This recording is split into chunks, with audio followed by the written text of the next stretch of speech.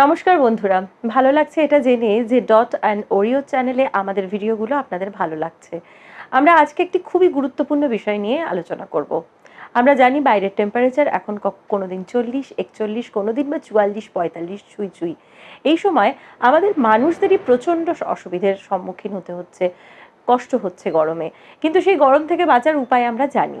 আমরা কখনো ঠান্ডা জল, কখনো কোল্ড ড্রিঙ্কস, হয়তো সেটা আমাদের জন্য কতটা মন্দ কতটা ভালো সেটা তর্ক সাপেক্ষ।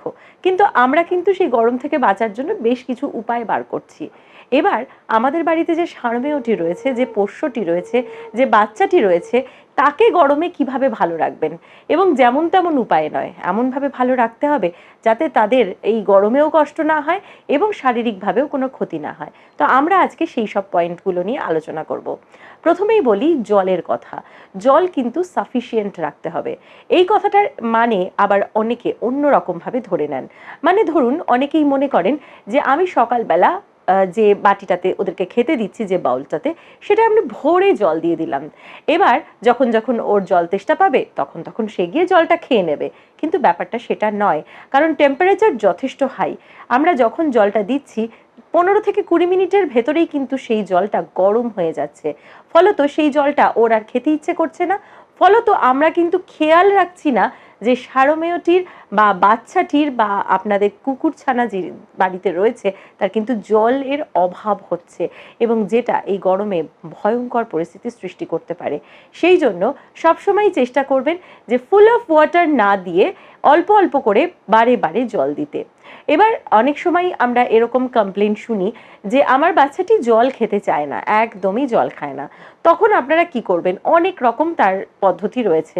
এবার ওরা যদি প্লেন জলটা না খেতে চায়, আপনি 2-3টে জিনিস করতে পারেন। প্রথমেই বলি যে আইস কিউব। আইস কিউব আপনি জলের মধ্যে দিয়ে দিতে পারেন। অনেকটা নয়, অবশ্যই আপনাকে মেপে দিতে হবে যাতে জলের টেম্পারেচারটা বেশ একটু ঠান্ডা হয়ে যায় এবং ওর জল খেতে ভালো লাগে। ফলত সে ওই আইস কিউবটা গলে যাবে, জলটা ঠান্ডা হয়ে যাবে, জল খাবে। আপনি ফ্রিজে রাখা ঠান্ডা জল খুব ঠান্ডা না করে অল্প হালকা ঠান্ডা করেও কিন্তু দিতে পারেন। এছাড়া এই ভয়ঙ্কর গরমে আপনি দিতে পারেন ওদেরকে ওআরএস, কারণ শরীরের যে ইলেকট্রল সেটা কিন্তু ওদের কমে যাচ্ছে। ওরা তো জল খাচ্ছে কিন্তু সেটা হয়তো কমে যাচ্ছে। আপনি যদি ওদেরকে ওআরএসটা দেন তাহলে কিন্তু ওরা অনেক বেশি সুস্থ থাকবে। নুন চিনির জল তো ওদেরকে দেওয়া যাবে না, তো সেক্ষেত্রে আপনারা কিন্তু ওআরএস ইউজ করতে পারেন। সেক্ষেত্রে আপনারা হিউম্যান ওআরএসও ব্যবহার করতে পারেন, অথবা ওদের জন্যও কিন্তু আলাদা করে ওআরএস পাওয়া যায়, আপনারা কিন্তু সেটাও নিতে পারেন। খেয়াল রাখবেন যে আপনার বাচ্চাটি কতটা টয়লেট করছে সারাদিনে। ও কি বারে বারে টয়লেট করছে? যেরকমটি ও টয়লেট করে, যেরকমভাবে ও বাথরুমে বারবার করে যায় সেরকমই করছে, এবং করলেও কতটা করছে। ওর যে টয়লেটের কালার সেটার দিকে নজর রাখবেন, সেটা খুব হলুদ হয়ে যাচ্ছে কিনা। যদি তাই হয় তাহলে কিন্তু বুঝবেন যে ওর জল খাওয়াটা কম হচ্ছে। বারে বারে যদি আপনি এরকমভাবে জল নানানভাবে মিশিয়ে দেন তাহলে কিন্তু ও জলটা খেয়ে নেবে। এছাড়া যদি ওর ল্যাকটো ইনটলারেন্সি না থাকে, ও যদি দুধ খেতে পারে, তাহলে আপনি খানিকটা দুধ, যেমন ধরুন 30% আপনি মিল্ক এবং 70% জল মিশিয়ে দিতে পারেন। তাতে কিন্তু জলের টেস্টটা ভালো হবে, ও কিন্তু বেশি পরিমাণে জলটা খাবে।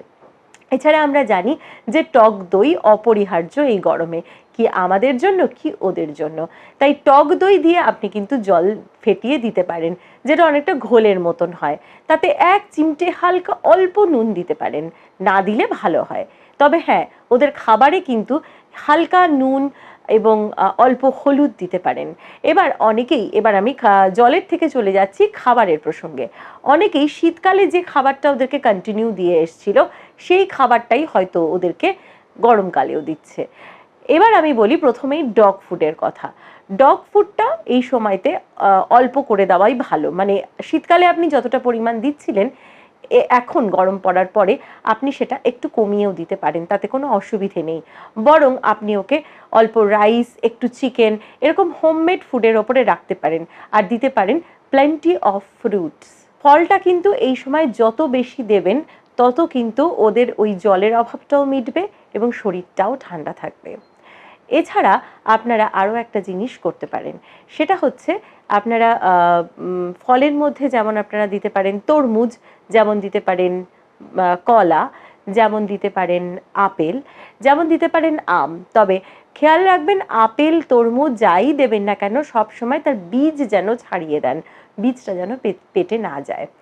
এবার আমি যেটা বলছিলাম যে তরমুজটাকে আপনি মিক্সিতে একটু বীজগুলো ছাড়িয়ে একটু জুস করে নিলেন এবং তার সঙ্গে আপনি কাঁঠালি কলা দিয়ে দিলেন একটা। আইস কিউবের যে কিউবগুলো থাকে আমাদের ফ্রিজারে তার ভেতরে সেটাকে ভরে দিলেন, সেটা বরফ হয়ে গেল, সেটা দিলেন খেতে। ওরা কিন্তু রেলিশ করে খাবে এবং তাতে ওদের ফ্রুটও খাওয়া হচ্ছে এবং সেই সাথে সাথে জলের অভাবটাও কিন্তু পূরণ হচ্ছে। এইভাবে কিন্তু আপনারা নানানভাবে ওদেরকে খাওয়ার এবং জলটা দিতে পারেন। সকালবেলায় আমি বলবো যে আপনারা ধরুন যেমন খাবারের ধরন ধারণ বদলে দিচ্ছেন, শীতকালে আপনি ফিশ দিতে পারছেন, এই সময় আমরা রেগুলারলি ওদেরকে chicken, regularly fish, regularly egg এগুলো আমরা দিতে পারবো না, তাতে ওদের শরীরটা আরও বেশি গরম হয়ে যাবে। তো আমরা সেটা অল্টারনেট করে দেবো। আমরা চিকেন দেবো হয়তো একবেলা, হয়তো ওবেলা আরেক বেলা হয়তো আমরা চিকেন দিলাম না, আবার আমরা হয়তো ফিশটা যেটা আমরা হয়তো সপ্তাহে 3 দিন দিচ্ছিলাম সেটা আমরা কমিয়ে দিলাম। এইভাবে কিন্তু আমরা আমাদেরকে বুঝে বুঝে খাওয়াতে হবে যে এই খাবারটা খেলে ওর পেট গরম হতে পারে, কারণ এই সময় কিন্তু এই সম্ভাবনাটা প্রচুর বেশি থাকে, বাচ্চারা ভীষণ ভমিট করে। তো এইটার জন্য সবসময় ওদেরকে ঠান্ডা রাখার চেষ্টা করবেন। আবার চলে আসবো নতুন একটি ভিডিও নিয়ে।